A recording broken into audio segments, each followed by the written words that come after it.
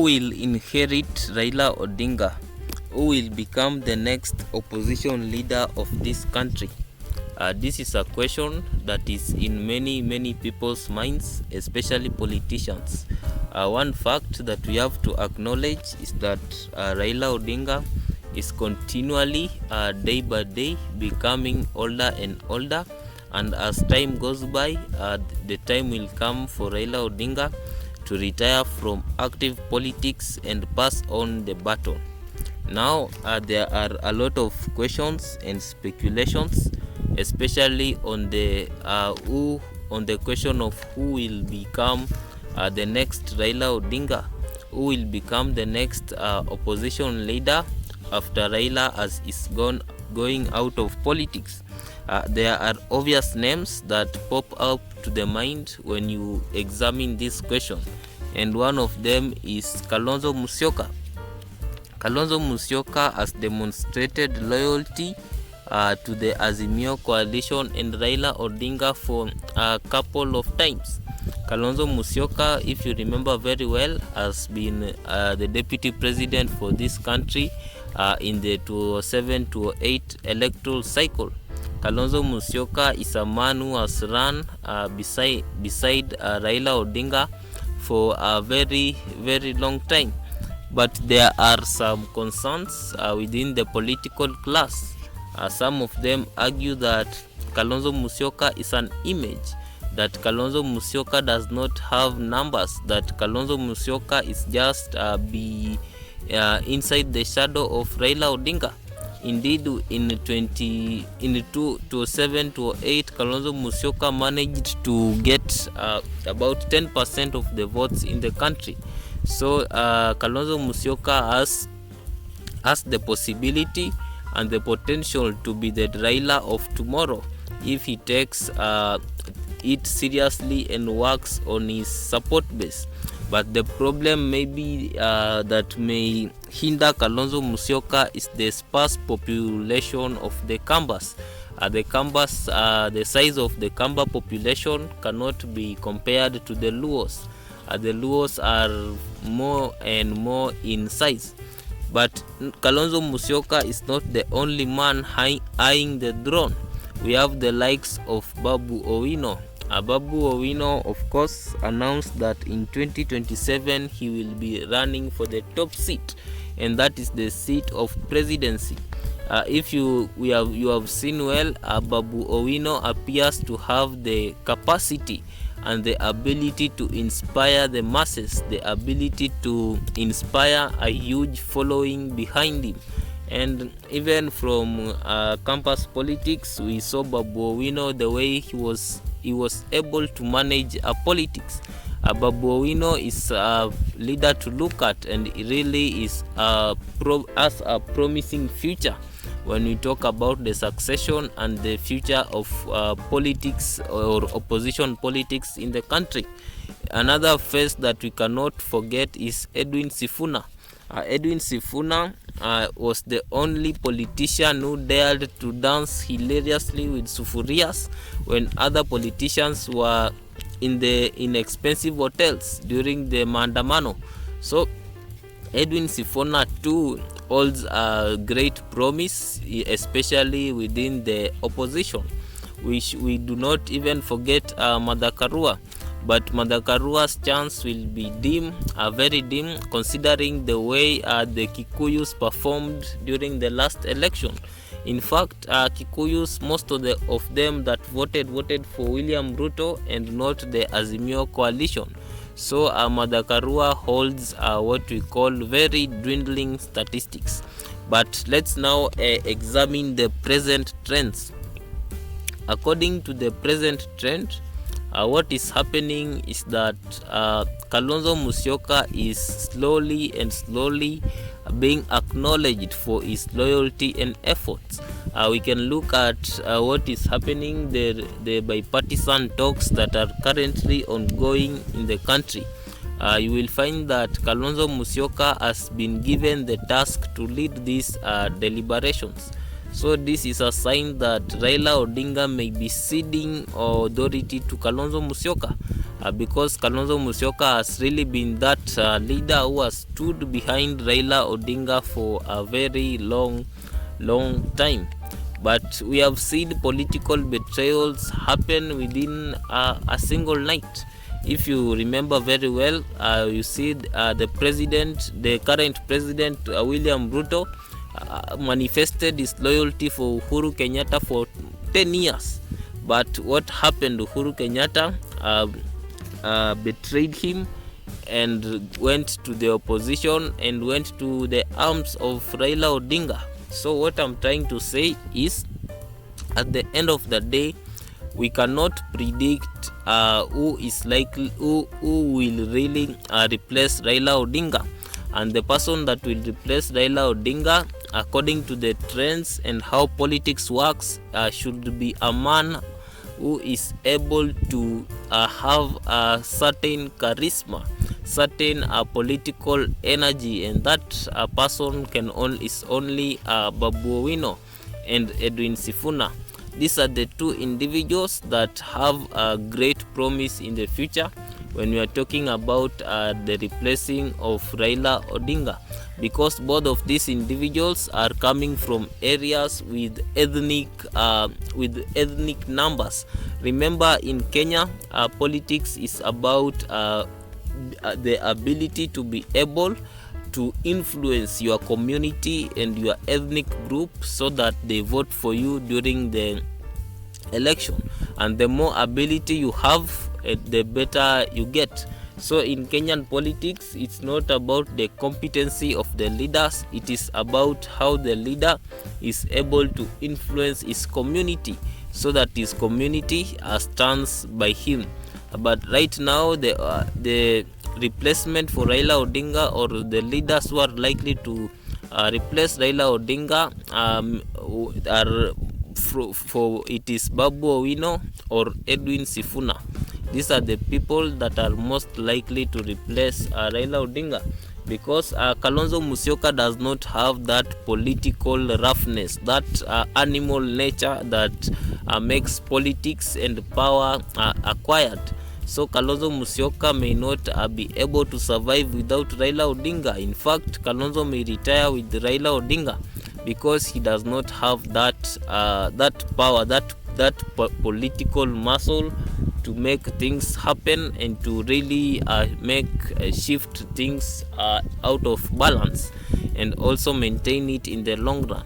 So Babu Owino and Edwin Sifuna are the individuals right now that may replace Raila Odinga.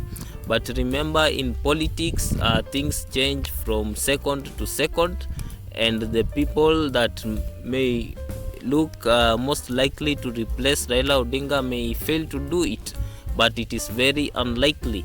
So these are the two individuals that we have to really put our eyes upon.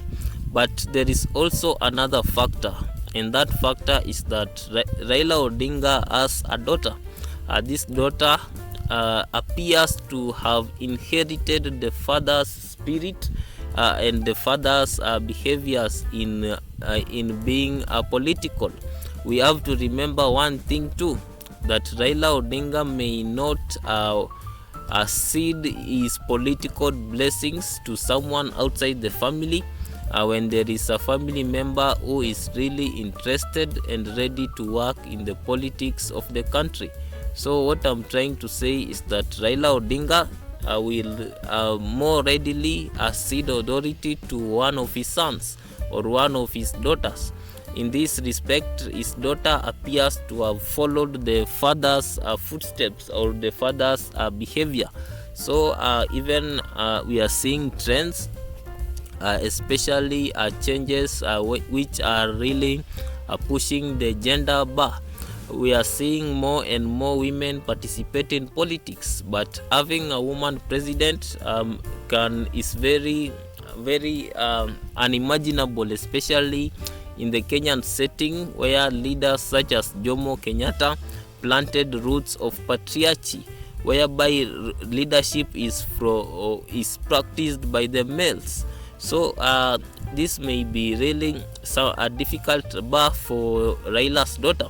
But take my words, Raila Odinga will seize his political blessings most likely to a person in the Odinga family, and the most likely person as we speak right now is his daughter, who may be embraced very readily as a replacement.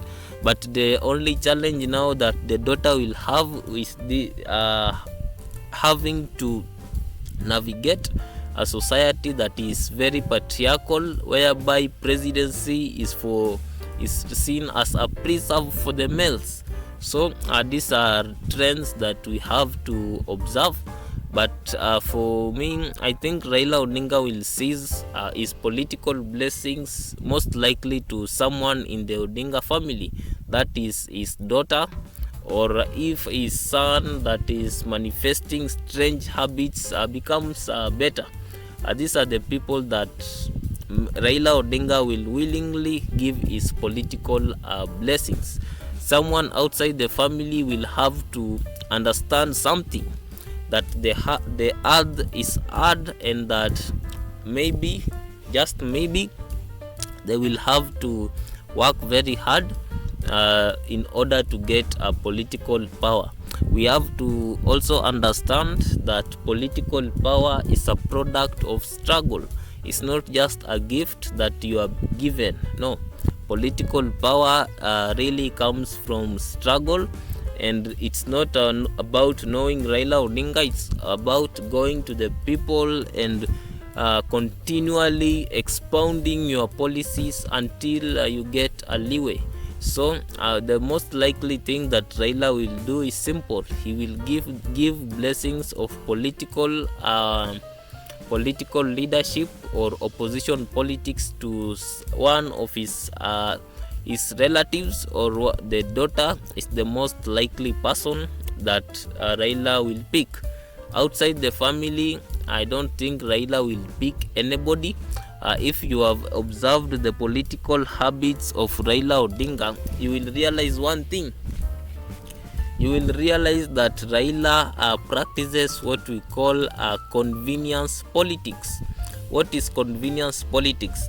Convenience politics is whereby a political leader really looks at what will benefit him most before acting. If the convenience at the moment is working with Uhuru Kenyatta, Raila will work with Uhuru Kenyatta.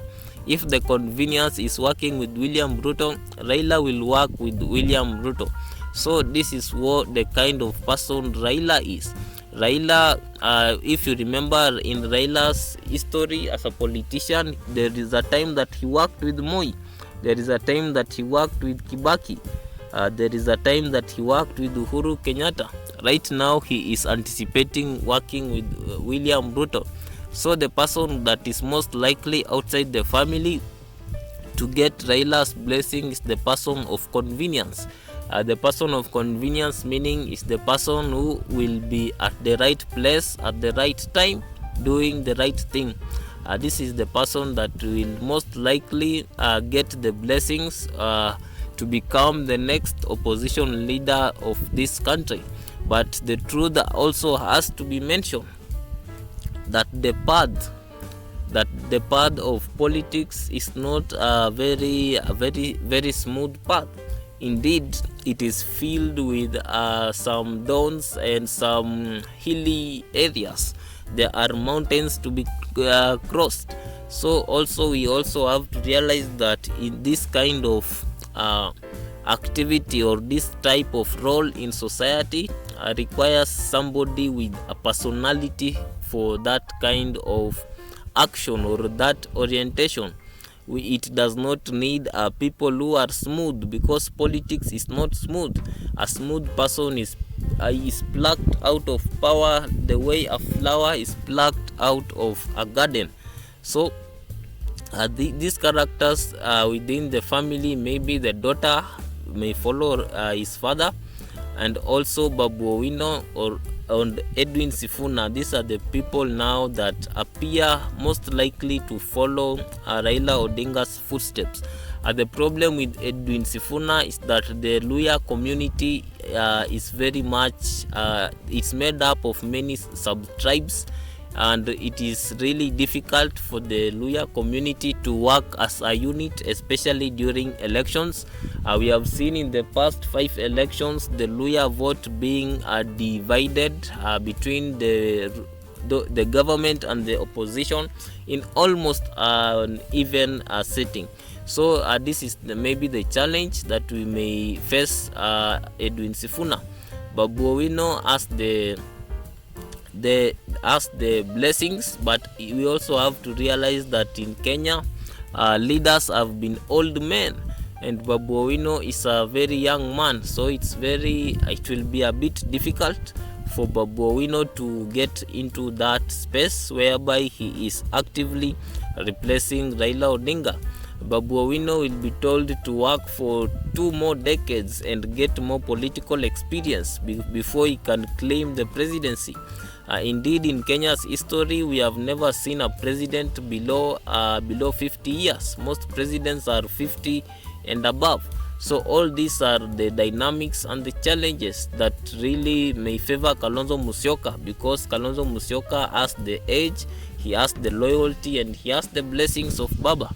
So according to what may happen, most sensibly Raila will hand over his political blessings to his daughter, and other men will have to fight their way with or without Raila's blessings.